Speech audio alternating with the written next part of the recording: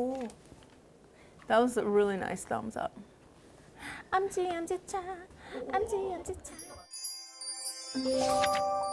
Hello and welcome to another episode of Beauty And Answer.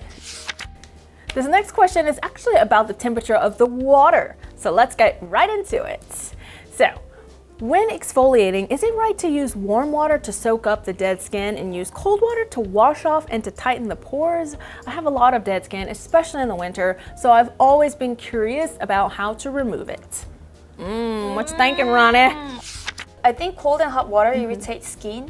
For like your healthy, glowy skin, it's best to use warm water if possible, and cooler water might help to relax. Okay, so not super hot and not super cold, because that irritates and makes your skin dull, right? Stay in the middle. Stay in the middle. So once our skin get damaged, it takes a lot of time, a lot of money to repair. So I recommend like minimize any irritations as possible. Okay, so stick in the middle, not too hot, not too cold, lady. I do wear a lot of makeup, so I always make sure double cleanse. Sometimes I use BnA remover to erase all the waterproof makeup and use cleansing water for base makeup and wash my face with the foam cleanser. But like when my skin gets dry, like she mentioned, during the winter time, I stick to using cleansing oil and then like use a foam cleanser to double cleanse to make sure everything is gone. All right.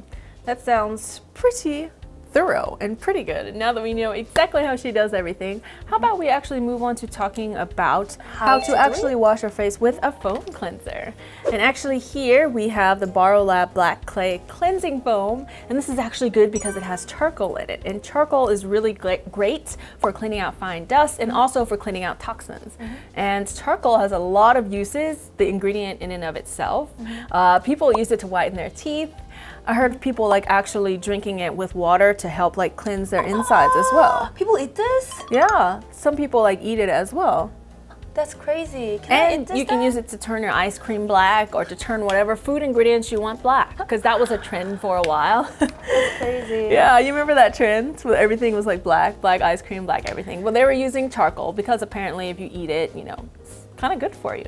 So it's really good for like cleaning all the pores? Right, pores and toxins. All right, so let's move try this. right into the correct or proper way to wash your face with a cleansing foam. So the first thing that you're gonna wanna do if you have a bang or anything is to just put on a headband or some sort of hairband, just anything to keep your hair back. And then what you want to do is wash your hands, people. You've been outside, wash your hands. You touch something, wash your hands. Because having clean hands is gonna be really essential for keeping bad bacteria and dirt off of your skin. And another tip, something that I do, is I always change my pillowcase at least once a week, because keeping those old like oils and bacteria on your face is not going to be good for it. So the key is clean tools, clean your hands.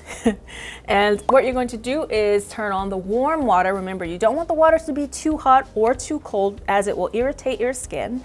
And then after you have completely wet your face with warm water, then you're going to only use the cleansing foam for about 1 to 2 minutes. You don't want to use it for too long, because if you use it too long, maybe you'll remove too much sebum and you'll irritate your skin as well. And also if you use it for too long, it can actually absorb into your skin, and that's not what you want.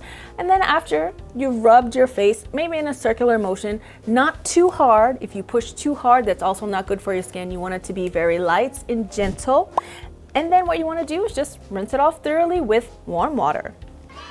So it's all about like minimizing irritations. Yeah, it's literally about minimizing irritation. Don't be scrubbing and rubbing your face so hard.